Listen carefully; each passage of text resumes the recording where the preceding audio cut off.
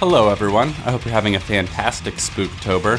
In honor of Halloween, which is fast approaching, I decided to finally give The Haunting of Hill House a watch, after being reminded of its existence by the release of its sequel, or follow-up, whatever you want to call it, The Haunting of Bly Manor. I had heard many good things about Hill House, the Netflix original horror miniseries, from a wide variety of people when it came out back in 2018. And from what I can tell, those people still hold it in high regard 2 years later. So I finally gave it a watch, and I must say I was thoroughly unimpressed. I think I'd even go so far as to say that The Haunting of Hill House is actually quite bad. However, this video is not a review of the series in its entirety, nor a survey of all of my problems with it.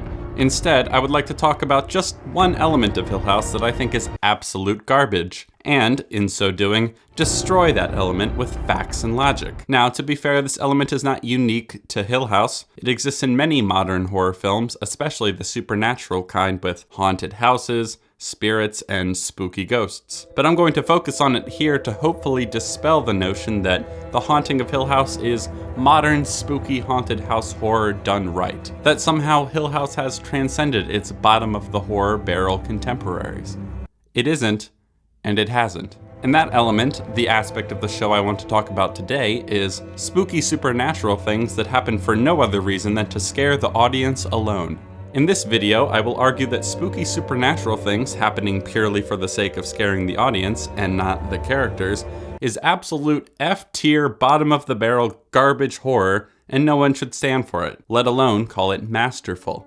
To be specific, what I'm referring to here is when ghosts, poltergeists, apparitions, demons, and other supernaturally spooky things appear in the background of the frame just to spook the audience. What I'm not referring to is any time dramatic irony is used in a horror film. Anytime the audience is aware that a spooky thing is behind the protagonist or right around the corner and the protagonist is unaware. Dramatic irony of this kind is not the problem. The problem occurs when it makes no literal sense nor thematic sense for the spooky thing to be there in the first place. This problem is most common in supernatural horror, and especially ghost stories. And to talk about why it's so bad, we need to talk about the two main ways of interpreting ghost stories. The first way to interpret ghost stories is psychologically. The ghosts are manifestations of the psychological conflicts, fears, traumas, neuroses, insanities, if that's a word, of the characters. The ghosts are outward projections of their internal emotional and psychological turmoil. Simply put, the ghosts are in their heads. So let's look at an example. If we were going to interpret this scene from The Shining psychologically, we might say that Delbert Grady here is not really the disembodied spirit or soul of the actual former caretaker of the Overlook Hotel, but rather that he is a manifestation of Jack Torrance's subconscious and malicious desires. Mr. Grady, a man who murdered his wife and children with an axe, is an outward projection of Jack's own aggressive impulse to murder his family. If we want to talk in Jungian terms, Mr. Grady is Jack's shadow, Jack's repressed capacity for evil. Mr. Grady is trying to convince Jack that something really ought to be done about his family, that they should be corrected. Not because Grady is a literal ghost of a dead murderer who wants to see Jack murder his family too, but because he is the embodiment of all the evil inside of Jack. Jack and Mr. Grady are two aspects of Jack's psyche. His waking persona, the persona that believes he loves Danny and would never do anything to hurt him, and his shadow, Jack's aggressive, resentful, and evil desires his waking persona doesn't account for. This psychological way of interpreting ghosts and other supernatural and surreal stories is the interpretation people use when they talk about the themes of such stories and what the ghosts represent. I've lived with ghosts since I was a kid, since before I knew they were even there. Ghosts are guilt, ghosts are secrets, ghosts are regrets and failing. But most times a ghost is a wish. The second way to interpret ghost stories is literally. The ghosts are the literal manifestations of spirits or souls of the dead. The characters aren't imagining them, they are real. They aren't the projections of internal conflict, but rather they are their own separate supernatural or preternatural entities. Returning to this scene from The Shining, we might say that Delbert Grady is a manifestation of a real person who either was or was not the caretaker here, and either did or did not murder his family. His behavior in this scene would have to be interpreted and assessed as if he is a literal ghost who wants Jack to kill his family for his own distinct reasons. Maybe Delbert here is just a super evil guy advocating for evil's sake. Perhaps he's trying to get Jack to succumb to said evil because then he will be consumed by the hotel.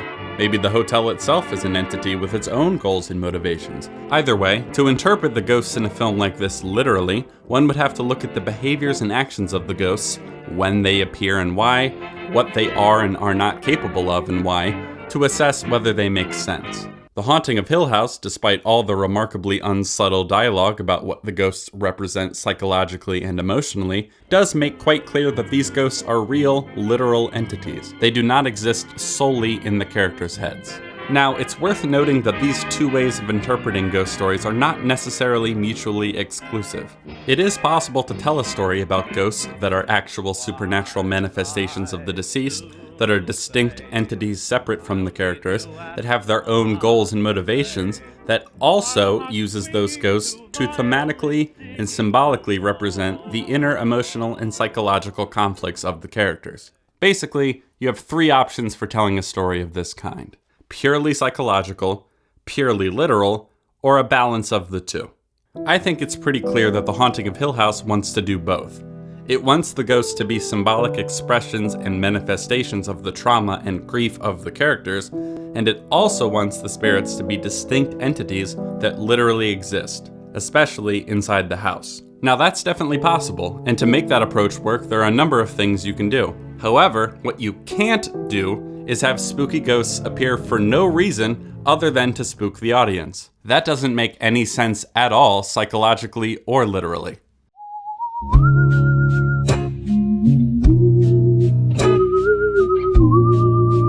The very first episode of the show begins with Nellie being visited by the bent neck lady, though it happens off screen. We will see this initial visit on screen later in the show, but at this point we assume the bent neck lady is a figure that appeared and spooked this little girl. Now, let's set aside whether the whole time loop aspect of Nellie being the bent neck lady all along makes any lick of sense, and just pretend for the sake of argument that the bent neck lady is a ghost or spirit more akin to the tall guy with the hat or the old lady in the bed we'll see later on. One way to interpret the bent neck lady spooking Nellie is that it's all in Nellie's head. As the dad says, You remember what we talked about before? About our dreams? They can spill. That's right. Just like a cup of water can spill sometimes. But kids' dreams are special. They're like An ocean. That's right. Big dreams can spill out sometimes. Nellie had a bad dream, and then some of that dream carried over briefly after she had woken up. Plausible enough, right? Or maybe Nellie has very, very early onset schizophrenia. Another way to interpret the scene would be that the bent neck lady is a real spirit who actually appeared to Nellie for some reason. We could only speculate on what the reason would be this early on in the show, but perhaps she appeared because she wanted to simply scare Nellie. Maybe this spirit wants to scare these new occupants out of the house. Maybe she wants to drive the characters to madness. Whatever the motivation, she physically appears to Nellie when she is non-corporeal almost 100% of the time, so it seems clear that if she is a real spirit, she appeared to Nellie for a reason. Psychologically or literally, this can work. So far, so good. Her dad and brother reassure her and then go back to their rooms. The door to Nellie and Luke's room then opens by itself. Nellie is concerned but lays back down in bed. Then, the bent neck lady slowly and creepily emerges from the shadowy background behind Nellie before the show cuts to black and begins the title sequence. Oh my god, it's so spooky, but unfortunately it makes absolutely no sense. If we attempt to interpret this scene psychologically, it falls apart because Nellie doesn't see or feel the bent neck lady lurking like a creep behind her at all. The bent neck lady isn't in her head here. No one hallucinates or imagines things that they don't notice. That wouldn't make any sense. And to be clear, Nellie does not react in any way like she feels the bent neck lady's presence here. This isn't like a later scene in the show where a ghost appears behind Luke, Luke feels its presence and then turns around to see it. Nellie doesn't know the bent neck lady is here. The bent neck lady is completely outside of the character's perspective, and so it doesn't make any sense psychologically. However, the scene doesn't make any literal sense either. If the bent neck lady is a real spirit who appeared to Nellie earlier and scared her before disappearing again into the non-corporeality in which she spends the vast majority of her time, why does she appear again just to lurk behind Nellie like a creep? She doesn't do anything to Nellie in this shot. We never come back to this moment later in the show, and we're never led to believe that Nellie did eventually notice her. So why did the ghost take on corporeal form in this moment? Why is it here behind Nellie? What is it doing? The ghosts are never shown to obey the laws of physics, so it's fair to assume she didn't open the door because she needed to walk through it, but rather because she wanted to unnerve or spook Nellie. But then she just crouches there silently behind Nellie for a moment, and then emerges from the shadows to do what, exactly? Nothing, apparently. The bent neck lady is here just to spook the audience. That's it. That's really it. It's the first scare in the whole show, and it's absolute trash. Not a great way to start if you ask me, but let's look at some more examples. At the very end of episode 2, after setting it up in a remarkably unsubtle way, how about a tea party outside? You can play outside until dinner, but when I flash the porch light twice, time to come home. That's the rule. Nellie, let me hear you say it. Porch light means it's time to come home. Okay, go have fun. Don't forget the rule. Lights flash. Time to come home. The final shot of Shirley turning off the lights and going to bed ends with the porch light of her model forever home flashing twice. Oh my god! Shirley couldn't possibly be hallucinating or imagining this because she doesn't see or notice it. So it makes no sense from a psychological perspective. Therefore, this must be a spirit flashing the light, right? The spirit of the mother or the spirit of the house itself? But why? The light flashing twice is established to be a signal to come home. Who is the signal for then? No one. Because no one is around to see it. Well, it's not exactly no one, is it? It's for the audience. It's for the audience's sake. The only explanation I can see for why this happens in this moment is that a spirit of some kind wanted to break the fourth wall to send a signal directly to the audience and to pay off the setup from earlier in the episode. Brilliant. The ghosts have read the script, apparently. So the show actually manages to avoid doing this for the next 3 episodes, and I'm almost proud. This isn't to say there aren't stupid things in episodes 3, 4, and 5, but at least there are no nonsensical audience-exclusive spooks in those episodes. Which brings us to episode 6, The Two Storms, or the long take episode. Unfortunately, this episode has several instances of this. The first comes when the dad arrives and approaches Nell's body in the casket. We get this wide shot of everyone and oh my goodness, it's Nell in the background, just standing there, not doing anything. Again, none of the characters notice her. It's not like the scene that happened minutes earlier where a ghost was behind Steve and he felt its presence and turned around to notice it. No one here feels or notices Nell's presence for whatever reason. She is not in the heads of any of the characters here, so she must be a real spirit, right? So what is she doing? Again, she is non-corporeal more often than not, so why become corporeal in this moment? Oh, right, to spook the audience. That's the only reason. Moving on, we see the mom in Hill House looking for Nellie, who has disappeared, and discovers that water is coming through the chimney in one of the bedrooms. So she closes the flue, and as she's leaving the room, we see the spooky old lady on the bed. The mom doesn't notice her, and she doesn't do anything. She just sits there and watches the mom leave the room like a weirdo. Where was she 10 seconds ago, and why is she here now? Why? Oh right, to spook the audience, and for no other reason, once again. And finally, the episode ends with a shot of Ghost Nellie standing silently next to her own casket, after all the other characters have left the room. No one sees her, and she doesn't do anything. On the surface, this one seems like it's a bit more purposeful, right? They very unsubtly set up this idea that she was right there this whole time and no one could see her with the flashback scenes. Oh, honey, you're freezing. I was right here and I was screaming and shouting and none of you could see me. Why couldn't you see me? So, you see, the fact that she appears as a ghost here for purely the audience's sake makes sense because it's thematic, right? Right? This actually falls apart too if you spend any time thinking about it. For one, Ghost Nellie appears to her dad in this very episode and he sees her. So we know she is perfectly capable of being seen. She could have appeared for them all to see in this episode and she simply does not. So as much as I get what they're going for thematically, and trust me, I do get it, it makes no literal sense. Perhaps if she, as a ghost, were trying to appear to them throughout the episode and was unable to be seen for whatever supernatural reason, it might work better. But as it stands, the only reason no one could see her in these moments is because she's either standing in the wrong spot or showed up 30 seconds too late. This instance of not being seen does not resonate with this instance of not being seen because of the flimsy logic. The only reason she appears at all is to set up this thematic idea of her suffering not being seen for the audience's sake. It really feels to me like Nellie's ghost here has the sole intention of trying to make sure video essayists watching the show will make videos about how the ghosts represent trauma.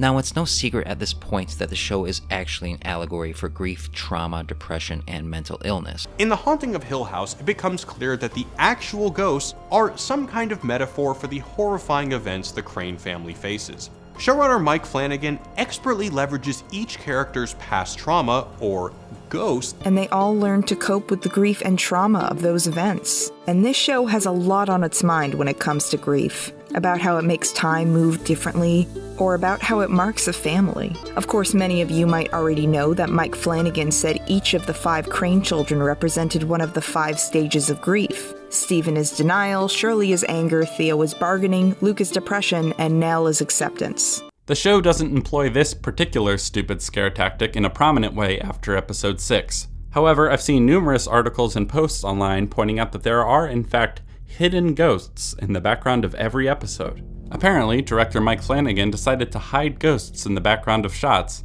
and in the shadowy corners of the house as little subtle Easter eggs. Why?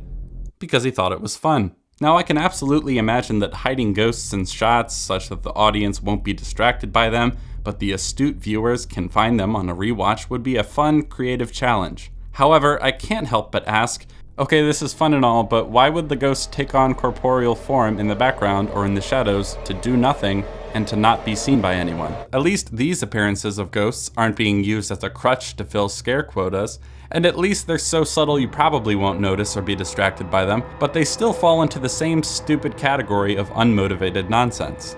It's telling to me that Mike Flanagan's reason for doing this was because it was fun. That's it. Fun trumps all implications for the story, apparently.